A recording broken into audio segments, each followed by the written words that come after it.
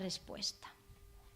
De manera que Liobin, con todas esas preguntas, esas cuestiones que siguen revoloteando en su cabeza, se va al campo a trabajar, ¿no? Y como el propio Tolstói hará, no teniendo necesidad de hacerlo, coge con sus propias manos el arado y se pone a trabajar con los campesinos.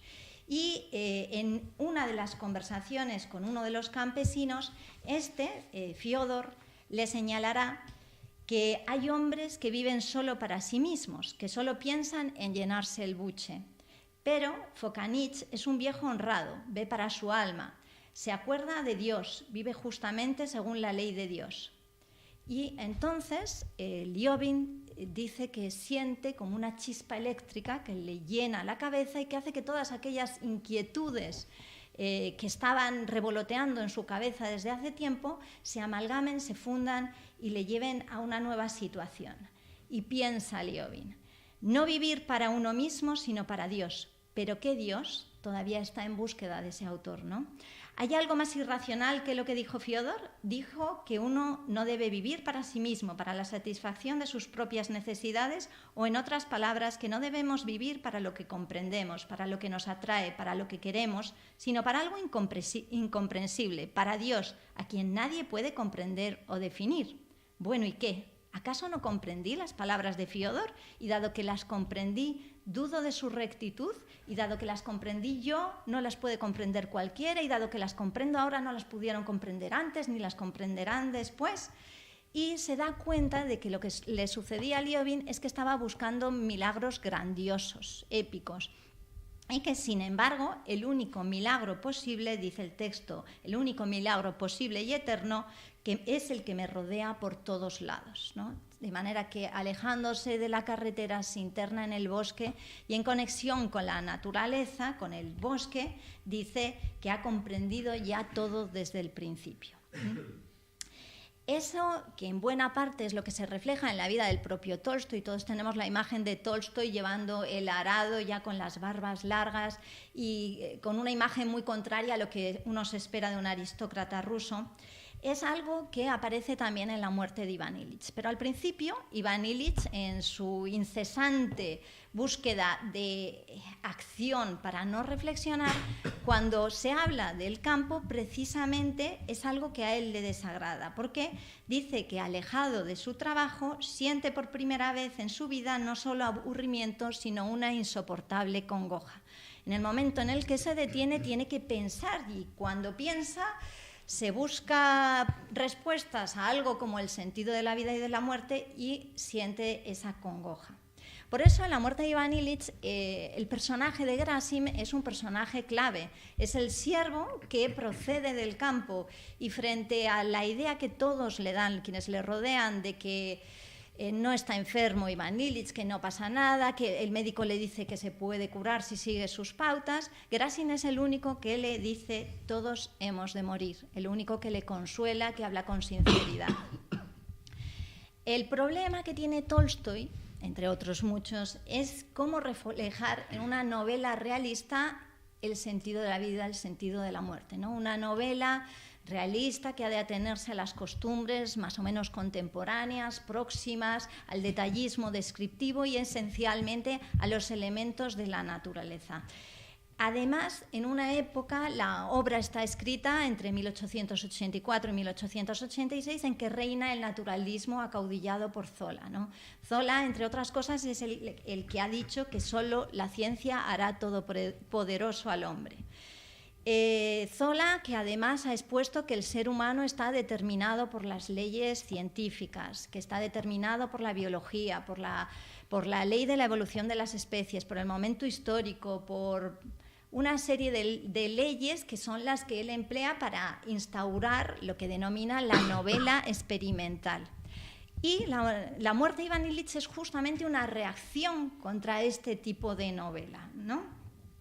Como había dicho un discípulo de Zola, que había cambiado radicalmente su manera de novelar, Karl Huysmans, y que había pasado a ser un realista espiritual o un naturalista espiritual, según otros, lo más interesante del ser humano no es lo que está de cintura o bueno, de cuello para abajo, sino todo lo contrario. La novela y la realidad, por tanto, es aquello también que está en el mundo de lo intangible, no solo lo material, el mundo de los sueños, de lo ideal, el mundo de los anhelos, el mundo espiritual, es importantísimo en la vida de los seres humanos, y la novela naturalista y en parte la realista han permanecido en buena parte al margen de ella.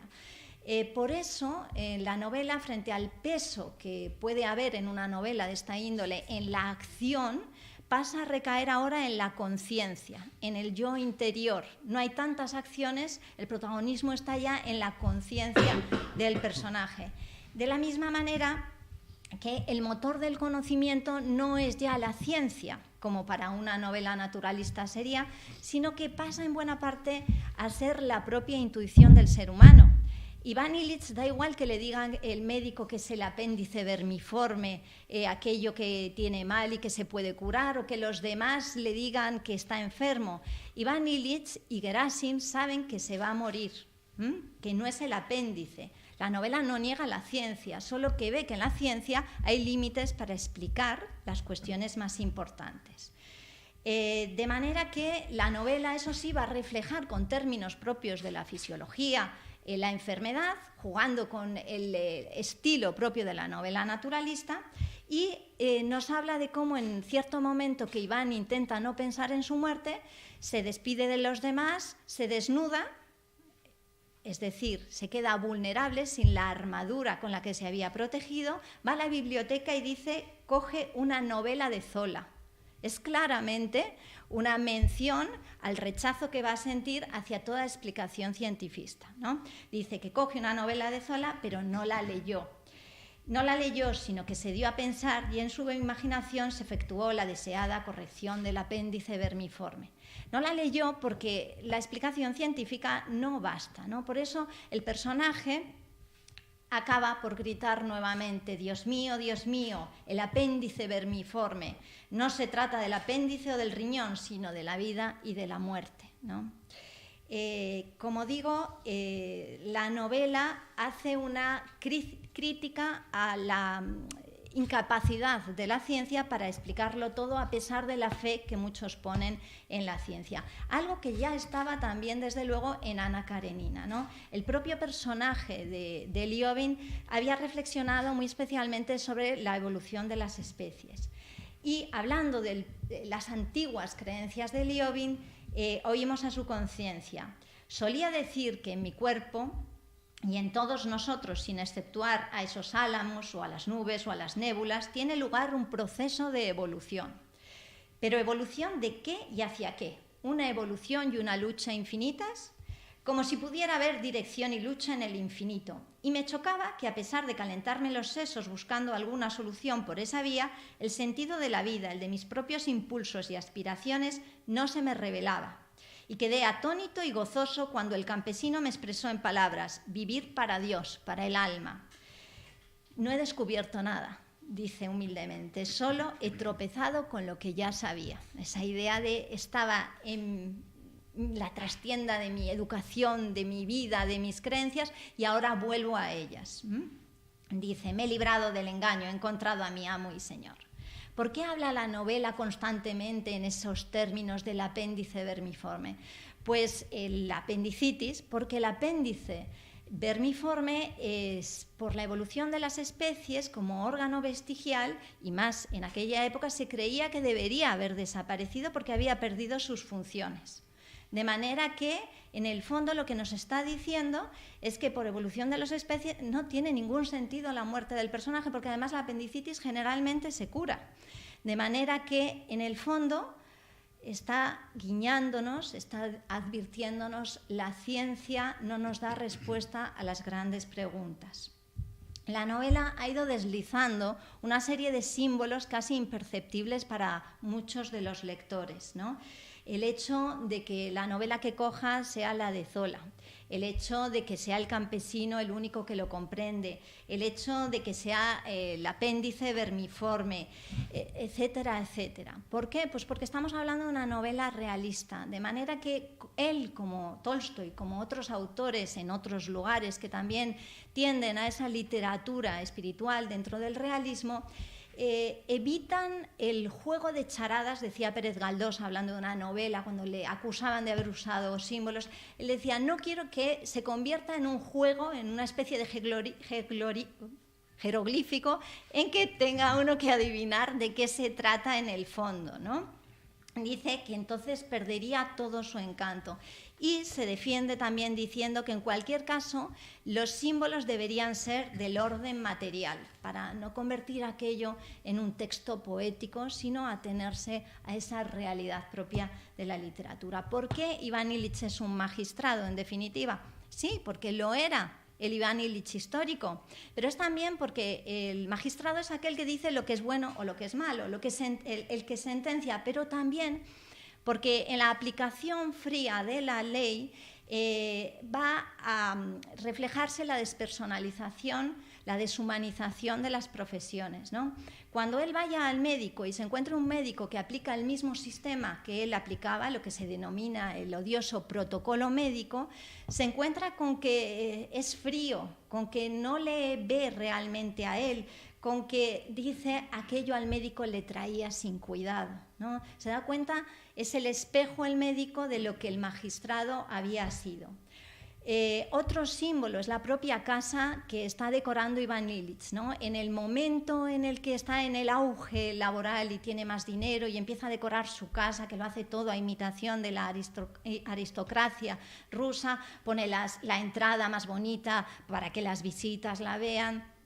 Y es una catedral del materialismo, ¿no? Está haciendo una construcción para ser vista y apabullar a los demás, pero además es justo en esos momentos en los que él se eleva sobre una escalera y cuando va a colocar la guinda del pastel, el último elemento decorativo, colocando las cortinas, es cuando se produce la catástrofe, ¿no? Es cuando cae el personaje, se golpea en el costado y es cuando se va a iniciar su enfermedad. Es cuando empieza a darse cuenta, empieza a ponerse mal y empezará también su reflexión, ¿no? En el sentido de caída hacia abajo que veíamos esta mañana. Pero además su primera reacción una vez caído es todavía la del soberbio materialista. Dice, otro se hubiera matado, pero yo apenas me he dado aquí un golpe imperceptible, ¿no? En Ana Karenina el problema que tenía Liobin era su soberbia intelectual. Ese es el término que utiliza el narrador. La soberbia intelectual lo había tenido amarrado a una ciencia y a unos libros que le impedían ver detrás del bosque lo más importante que había, ¿no? Y ahora se trata de esa soberbia materialista. Al final, de hecho, en los últimos días, cuando está ya muy enfermo, va a ser otro personaje fundamental el que produzca la metanoia, ¿no? El cambio de visión del personaje. El hijo pequeño de Iván Illich era el hijo débil y por tanto despreciable por también la supervivencia del más fuerte, ¿no? Por la creencia que tenía el personaje de la supervivencia del más fuerte, despreciaba a su hijo pequeño porque era débil, porque era sensible. Sin embargo, va a ser él, justamente él, aquel que lo lleve a ver a los demás. Cuando está realmente dolorido y agonizando el personaje, ve a su hijo pequeño con claros síntomas de haber estado llorando, está ojeroso, ¿no? De manera que le coge la mano, la aprieta contra su pecho y comienza a llorar. Y es entonces cuando el personaje se da cuenta, lo ve realmente, se apiada de él, ve a su esposa, por la que antes había tenido frialdad,